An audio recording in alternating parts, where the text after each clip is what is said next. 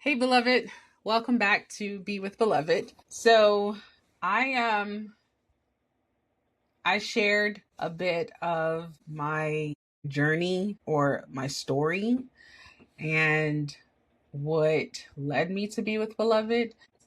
And I said that this space is for us, for you to be and to vent, to share, to say it at the top of your lungs or speak it, shout it, whatever the case may be, and just be. And be with beloved, meaning you, the viewers, me. I'm beloved. You are beloved. You are beloved. And so the invitation to be with beloved essentially means to be with oneself, be with self, be um, with your creator, be with the divine, be with beloved. You may say, I grew up in the church and I just don't do church anymore.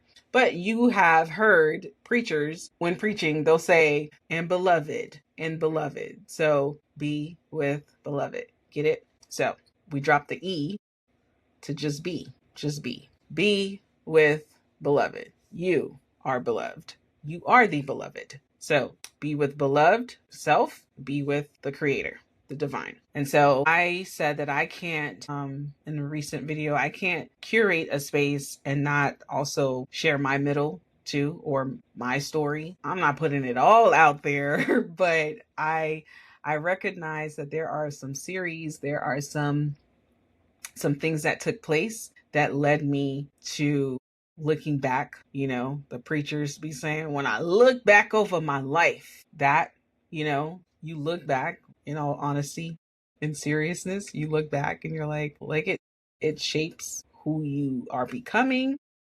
I don't know if you've arrived yet, or you may just be like, I haven't arrived. I haven't even begun the journey of self-discovery, or pockets and sequences of me as also um, a beloved daughter, a beloved woman. My last name is it's in French, but the translation is beloved or well loved. So we all have that name. That's our title. We are beloved. We are beloved daughters. We are beloved sons. We are beloved children, right? Or adults. So I wanted to clarify on the story I shared about the betrayal I experienced, and the betrayal meaning from my mother. And so this is not like a campaign to bash my mom or be like, dang, why are you putting your mama business out there? Because it's really my business. But it is unfortunate that she was on the other side of that. It was unfortunate for me, and it was something the shame that I carried, because it wasn't something I felt. I didn't feel that part of the story needed to be shared, needed to be included in what happened. Why did I say I shared the story numerous times? That's not true. I didn't share the story numerous times. A lot of people don't know the story that I shared, but now it's out there. So now it's going to be numerous times, whenever, however views it gets, but whatever. I've only shared it with a hand or two handful of people. Not that many people knew about it. Even the friendships or relationships that were a part of the journey when it happened, they didn't even find out about it until years later. And so this was something I kept to myself as long as possible. And there was a select few of people I felt, not that I felt comfortable, but I felt safe enough to share that story with. I had to clarify, I did not to share this story numerous times, but now it's out there. Not that it's to take away or to zoom in on the person on the other end of that, but just more so sharing not only how it impacted me, but how it shaped me, right? And not only shaped me, but also, what's the word? I don't want to say disorient, but break down the version of me I always knew. That, I would say, for me, was the catalyst of what led me on this healing journey, this journey to healing, this journey to becoming, this journey of discovery, right? I've definitely have had to have compassion, because for someone who, a parent, a relative, or someone, who says that they love you, who speak the words, who say the words, I love you, I care about you, it can be a little confusing, because you're like, how can you love me and then you do that? But we got to understand that really an excuse, but it gives you an understanding as to why certain things, people do the things that they do, right? Because sometimes this is the only thing that they know to do, right? Or because of the hurt that they feel, they want others to hurt as well. In my mother's case, it wasn't just I want to hurt people, but it could be her upbringing and her childhood experience, where she may have felt that the only way to receive love is by, keeping things close by, or maybe she just felt like some things just escaped her, or whatever the case may be. I don't know.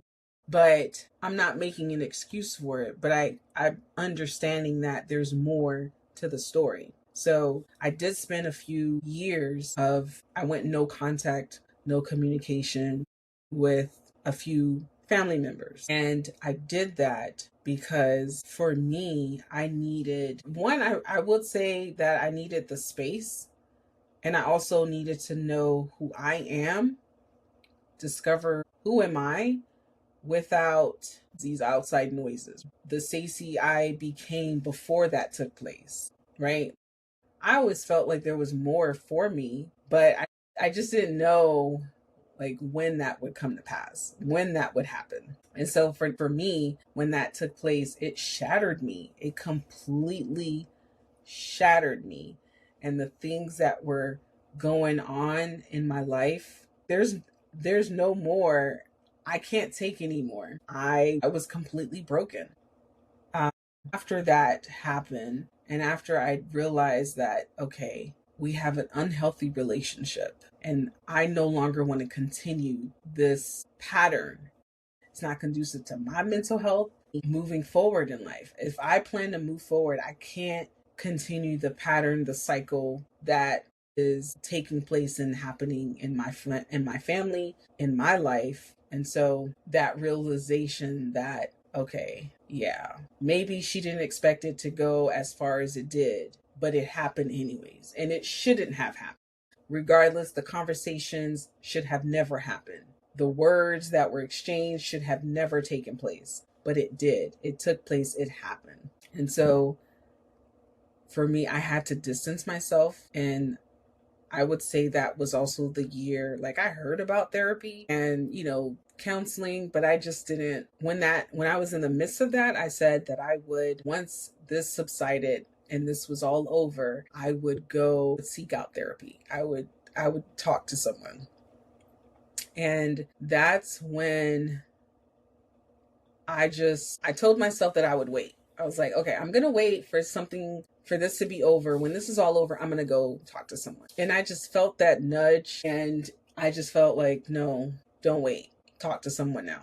And so the first time I met with a therapist, I knew they existed. I even sought therapy for my own relative. Like I brought them to their appointment, this and that, whatever. Tried to find the best therapist for them. And I had made it known that I had never gone through therapy before. I'd never talked to anyone before. Like, this is my first time. And so when the therapist asked, like, okay, what brings you to your appointment? Basically, it was virtual. And I just let it all out. I just let it all out. I got it all off my chest. And even the therapist was surprised herself, because she asked me, have you done this before? I was like, no, I've never done this before. She's like, this is literally your first time and you're being this open and you're letting it all out. And I'm like, yeah, I think I needed to let it all out. Like, oh my gosh, why have I been keeping this in and holding this in? And there were things I said that I didn't even realize that I was holding in. I was holding on to. And so for me, that was the first time where I felt free to just say, I was like, I can say whatever as long as I'm not, going to harm myself or others. I can just say what I want to say, just let it all out. And so I'm like, this is amazing. I'm going to let it all out. And that's what I did. And so I realized that with Be With Beloved, some people may be a little weary about therapy, and I am a future therapist in the making. And so, and I recognize that some people may not be comfortable with therapy, or they may have had an experience and they're like, you know what, it's just not for me because I don't feel it, right? Or you may have, if you didn't try therapy, you probably confided in someone, someone in a particular space, and you thought that whatever you shared with that individual, it would stay with that individual. And then, Sunday morning, they're preaching about it in the pulpit, or whatever day you go to church, they're preaching about it in the pulpit. And now you're just like, you know what? Or you hear it through the grapevine and you're like, wait a minute, that's my business. And it's out there like that. So you're just kind of like, I don't want to talk to anyone. I'm going to just keep it to myself. And that's why I Be With Beloved. And I say and invite you, like, you can get it off your chest and you can send it anonymously. You can just say, I need to get this off my chest and I don't need a solution. I just got to let it out. And there's a space for me to do that without me exposing myself and putting my name out there, or, like, you're putting your business out there, but they don't know it's you. So that's why for you guys, I'm like, you can share it anonymously. For me as a curator, why would I offer or invite you to share and then you're like, who are you? I don't know you. So this is why I'm here and I'm sharing. And I have a lot of stories. Like, there's just things that happen to me, but I don't want to take away from the space because it's not solely about me. I'm just the curator. Okay. Just want to put that out there. So I left off with, I didn't think there was a way forward. And I also shared that if you're wherever you are right now and you may find yourself, you feel stuck, you feel like there is no way forward, there's no way out of whatever situation you find yourself in, here to remind you, and I cannot reiterate this, that there is always a way out, right? Always. It may not be by your own strength, it may be through someone else, but there is a way out. And as I mentioned before, I personally am a believer. And I wasn't really going to church.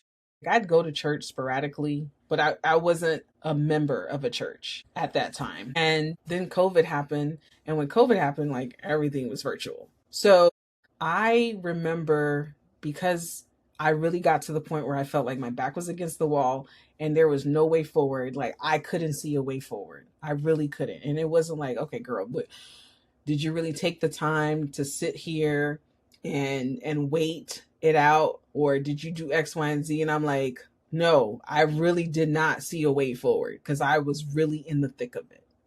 And so many other external things were happening where I just completely, like, fell to my knees and I was like, I surrender. I surrender. I don't know what I've done, but I surrender it all. And I remember thinking that, this girl is trying to drive me out of this state. I'm not moving. I'm going to stay right here with my head held high, right? I was like, no weapon formed against me shall prosper. I was saying that the entire time. But, I felt like it had prospered. I was like, okay, it prospered. But anyways, so I said, I surrendered. I prayed, I surrendered, and I said, Lord, here I am. I'm going to surrender. However, I'm not moving. I'm going to stay right here. And whatever you going to do for me, you going to work it out right where I'm at, right here. You're going to work everything out for my good right here, right? And so we know the saying, if you want to make God laugh, like, make plans, make your own plans. And so a few weeks went by and I was just going to work, just keeping my head down. Well, I had to keep my head up, but I had to stand my ground, right? But I'm like, I will not be moved. I will not be stirred. I'm just gonna show up, right? And so, which was so crazy because someone who had no idea what was going on called me one day and they were like, I seen something on I feel like this is happening. And I'm like, listen, it is definitely happening. I'm not going to get into it. And they didn't even know about everything until years later, right? So, whatever. I'm going to work, keeping my head up. And I wanted to watch, oh, there was Woman Thou Art Loose. So, Woman Thou Art Loose, I always wanted to experience it, right? So, it was virtual and it was free. I was like, I'm going to just sign up, right? And just see what's going on here. And so, I ended up, because I grew up on TD Jakes, and I ended up signing up and I completely forgot about it. Like, it had started on a Friday. I completely forgot about it. So I was reminded. Oh, I quickly logged in, and the guest speaker that morning was a dean. And I missed the entire, I guess it was preaching or lecture. I missed it. And she said, "Woman, put down your bag or bags." And then she said her name. And she said that she was currently the dean at Howard University School of Divinity. And when she said that, I felt like this nudge, like, like, remember that, right?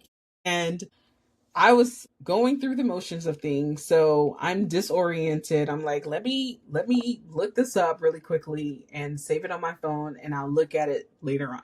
Because for me, I was like, what in the world is a divinity school? What is that? So I go about my business. And then later on, that after work, I went to meet up with someone to go for a walk. And while I was waiting for that individual, their relative was there. And I was like, hey, I haven't seen you in a while. And they're like, how are you liking, how are you adjusting, and are you getting settled and acclimated in the area? And I was just kind of like, I don't know, like, things aren't going the way I had hoped. I just gave that look like, I don't know. Like, do you still want to be in the area? I was like, I don't know. I don't know. Like, I don't. And she said,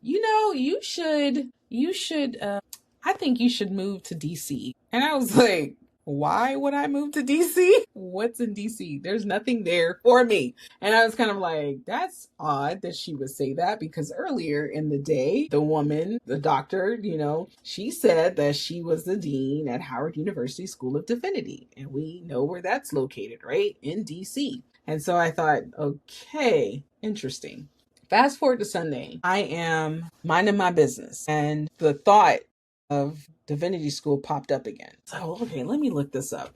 And I was like, what is a divinity school? What even is that? Like, what is that? What's a divinity school? And so I'm looking it up, and I'm like, that's interesting. And I'm like, and which I forgot to mention, I want to say a couple of months prior to that weekend, I went to DC, right? I went to DC, I visited, and we were on our way to brunch, and the driver was like, "Oh, and there's Howard University." And I was like, "Okay, cool, whatever. It is what it is." I'm like, "All right, whatever." And like, I had no qualms. No, I was just kind of like, yeah, so, and whatever. So I'm going about my business. So fast forward to that Sunday where I'm like, all right, I did visit DC a few months ago, but I wasn't thinking about moving. I wasn't thinking about relocating. I wasn't even thinking about going back to school. So I know this isn't me. So now I'm looking it up. So I look up divinity schools in my state where I'm at.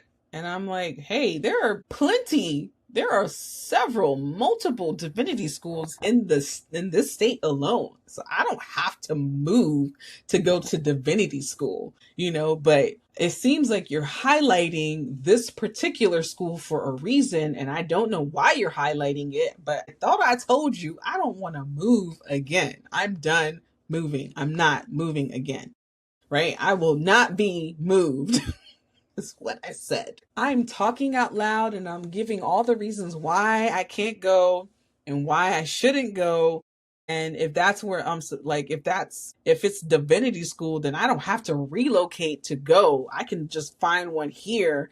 And even if it's in another city, I don't mind, but I'm just not leaving the state. I was so dead set on not leaving the state. I was being stubborn, honestly. And so when that happened, I was just going on and on and on and on and on about why.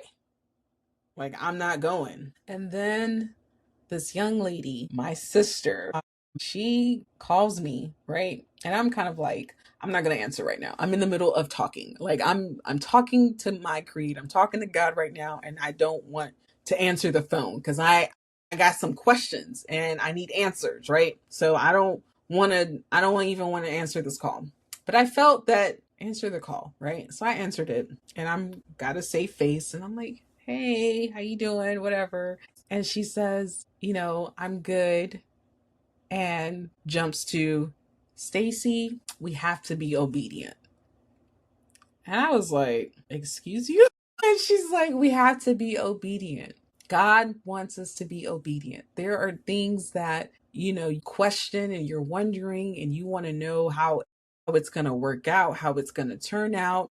You need to know, you need the blueprint, you need to know everything. You want to see everything, every plan, every route, every way, every turn, everything, every U-turn, every detour. You want to see all that mapped out before you say yes, when God just needs your obedience." And when she said that, of course I bursted into tears. I'm like crying. She said so much. And even to this day, I ask her, I'm like, "Do you remember that day?" And she's like, "I don't remember what I said to you." But I'm crying. At first I'm thinking, did I butt dial her? I was like, maybe I butt dialed her. And I'm like, no, but the phone, I wasn't sitting on my phone. So I don't, what's happening here? And y'all, I will say that for me, like, I always knew and believed in a higher being and a higher power and in the divine. But I would say that day was the day where I realized, I said, "Oh no, there's definitely a higher being," because there's no way, right? I said, there's no way. Like, she's literally saying everything, she's literally answering the questions that I had, and she doesn't even know what's happening. Until this day, she still doesn't even remember saying those things. And I'm crying. I'm like, what? And it also has to do with the shame that I was dealing with, right? The embarrassment. And I'm like, I don't feel ready. I don't feel confident to do something like that, because this just shattered me, God. And I just I can't move forward like this. And after she, said her spiel, I was crying snots and everything. And I was like, I think I'm supposed to do something, but I don't know. Like, I need more confirmation, because this is no small thing, right? This is relocation. This is everything.